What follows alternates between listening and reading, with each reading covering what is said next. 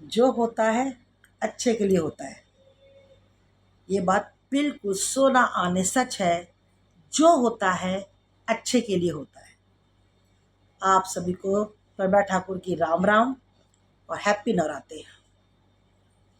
एक बार एक किसान एक साधु के पास जाता है रोता हुआ। कहता है मेरा बहुत नुकसान हो गया गुरुजी, मुझे बचा लो और मैं चारों तरफ से बर्बाद हो गया। गुरुजी कहते हैं क्या बात हो गई? तो वो कहता है मेरी कहानी सुनोगे आप कि क्या क्या हुआ मेरे साथ? तो बोले हाँ बताओ। तो वो फिर किसान उसको बताता है कि ऐसे ऐसे गांव में बाढ़ आ गई और सब कुछ बह गया। बाढ़ में सब कुछ खत्म हो गया। मेरा बेटा, मेरी बहू, मेरे बच्चे, जिसे मैंने क्रोध में आके घर से निकाल दिया कि गांव में तो कोई बचा नहीं है, तो तुम जाओ कहीं अपना कमाओ खाओ करके मैंने उन्हें घर से निकाल दिया है। लेकिन अब मैं बूढ़ा और लाचार और मेरी बीवी साथ में है, तो अब हम क्या करें? गुरुजी मुस्कुराए, उन्होंने कुछ जवाब नहीं दिया। समय आएगा तुम्हें बेटा खुद मालूम पड़ जाएगा कि जो हुआ वो अच्छे के लिए हुआ। अब किसान अपना मुंह बना करके कि भाई महात्मा जी ने कुछ बताया भी नहीं, मैं तो समस्या लेके आया था, वो अपना चुप होके बैठ जाता है। महात्मा जी वहां से चले जाते हैं। वहां से चले जाते हैं। अब जो किसान जिसने अपने बेटे को घर से निकाला था, वो बेटा बहू नगर में आ जाते हैं। नगर में आकर के वो काम की तलाश करते हैं। एक दिन, दो दिन, तीन दिन बड़े हताश हो जाते हैं। कोई काम नहीं मिलता उन्हें।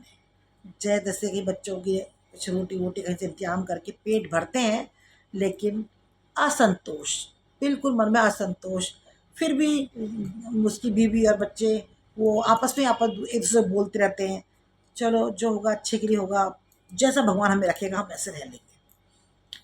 अब उधर किसान जो रहता है वो बड़ा परेशान। गांव तो सारा लूट ही गया, सब कुछ उसका बह गया। अब वो क्या करे? तो अपनी बीवी से कहता है कि मैंने बड़ी वो कर दी गलती, अपने बच्चे का जो मेरा सहारा था उसे भी मैंने भगा दिया और नाती पोते भी चले गए। अब मैं क्या करूं? और खाने को कुछ है नहीं। तो उसकी बोलती हम भी चलते हैं नगर की ओर, हम भी कुछ काम धंधा ढूंढते हैं, कुछ तो गुजारे के लिए मिलेगा खाने पीने को। तो किसान बोला तुम सही कह रही हो। और वो किसान और किसान की बीवी गांव छोड़ के नगर को आ जाते हैं। अब बेटा बहू भी नगर में है, वो कहीं और है। और ये किसान, उस किसान की पत्नी, ये भी नगर में आ गए, ये भी कहीं और है। अब जो किसान है वो ऐसे काम मांगता मांगता मांगता ढूंढता है। एक दिन हो गया, दो दिन हो गया, तीन दिन हो गया, चार दिन हो गया। घर लौट के आता है, कोई काम नहीं मिला आज, कोई काम नहीं मिला आज। बीवी कहती है कोई बात नहीं, समय सब बदलता है, अच्छा वक्त आएगा तो सब कुछ हो जाएगा। और वही हुआ। एक दिन जब काम ढूंढने निकला तो एक सेठ के दराज पहुंचा। सेठ बड़े दयालु किस्म के थे। उन्होंने कहा आ जाओ तुम काम पे, आ जाओ मेरे घर में। उसे काम पे रख लिया। हफ्ता 10 दिन निकले थे तो किसान से सेठ जी बोले कि मेरा बगल का एक मकान खाली पड़ा है, अब तू कहीं से आता है फिर काम पे लगता है तो इससे अच्छा तो बगल में आ जा, वो खाली पड़ा है तू उसमें रह और मेरा काम भी कर दिया करना। किसान बड़ा खुश, क्योंकि अब तक तो यहाँ भटक रहा था यहाँ वहाँ। वो अपनी बीवी को लेकर के बगल में सेठ जी के आ जाता है। अब उनका समय अच्छा आ गया। सेठ जी का काम करना, खाने को पीने को रहने को, मतलब मौज आ गई। जो गांव छोड़ के आए थे जिस कंडीशन में, उससे तो यहाँ पे उन्हें बहुत अच्छा मिल रहा था। अब उनका जीवन खुशी खुशी बीतने लगा। लेकिन फिर मन में बच्चे की याद, हाय आज मेरा बेटा बहू बच्चे होते तो वो भी ये मजा लेते, ये सुख भोगते, मैंने उन्हें क्यों भगा दिया, हाय करके पछताते। उधर जो बेटा बहू निकले हुए थे काम के लिए, उन्हें भी उन्हें भी ऐसी एक इंसान से मुलाकात हुई। उसने कहा आ जाओ मेरे यहाँ काम करने के लिए। वो सेठ बड़ा दयालु निकला, उसने भी उसको काम पे रख लिया। उसकी सेवा भक्ति देख करके, उसने उसकी कोई औलाद नहीं थी, तो उसने अपनी पूरी जमीन जायदाद उस बच्चे के नाम कर दी।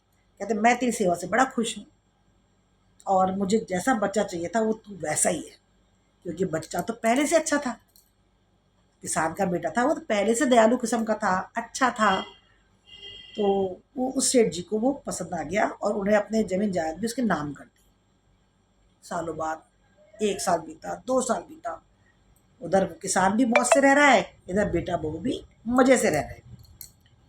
एक दिन किसी काम के लिए उस नगर से इस नगर में बेटा आता है अपने पिता के पास। उसे नहीं पता है पिता कहाँ पे रहता है। वो दरवाजा खटखटाता है, किसान दरवाजा खोलता है। ये क्या, ये बेटा को देख करके एकदम आंखों से आंसू आंसू, और बेटा भी अपने पिता को देख करके एकदम से दोनों गले मिलते हैं, और एकदम दोनों पे दिल की बातें, बहुत सारी बातें, ढेर सारी बातें करते हैं। तो वो बोलता है पिता, किसान, कि बेटा आज मुझे बात समझ में आ गई कि जो होता है वो अच्छे के लिए होता है। देख, तू भी इतना, जब जो कहानी सुनाई उसने तो सारा जमीन मुझे नाम कर दिया है। तो वो कहता देख, मेरे को यहाँ पे एक दयालु सेठ मिल गया, इन्होंने मुझे रहने को मकान दुकान दे दिया, खाने पीने को दिया। उधर देख, तेरे सेठ ने तेरे नाम मकान ही कर दिया। हम गांव में एक झोपड़ी बहने से इतना लड़ मरे आपस में, और आज हम इस नगर में आके इतने अच्छे से रह रहे हैं।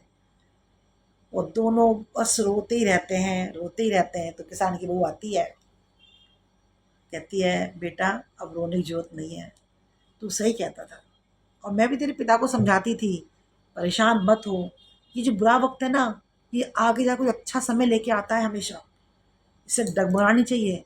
तेरे पिताजी ने अपना आवेश में आकर के तेरे को घर से निकाल दिया, तो वो गुस्सा उनका आज देख क्या रंग लाया है।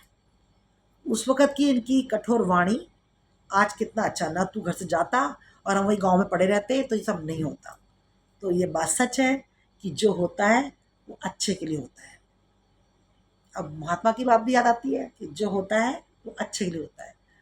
तो कहने का तात्पर्य ये है कि जीवन में कितनी भी कठिनाइयाँ आ जाएँ, कितनी परेशानी आ जाए, लेकिन परमात्मा दो रास्ते रखता है हमेशा। एक बंद रखता है तो दूसरा खुला रखता है। परेशान होने की ज़रूरत नहीं है बिल्कुल भी। जिसने ऊपर से भेजा है धरती पे, उसने हमारा इंतज़ाम तो खुद ही कर रखा है। अरे एक दरवाज़ा बंद, दूसरा दरवाज़ा खुल जाता है। पर मन में चाह, सच्ची भावना, दूसरों के लिए दया और प्रेम, तभी आदमी सक्सेस है। स्वार्थी आदमी के लिए तो सारे दरवाजे बंद हैं। तो बस आज इतना ही। फिर मिलूंगी कोई नई कहानी, नया संदेश लेकर के। प्रमिला ठाकुर की राम राम। जय माता दी।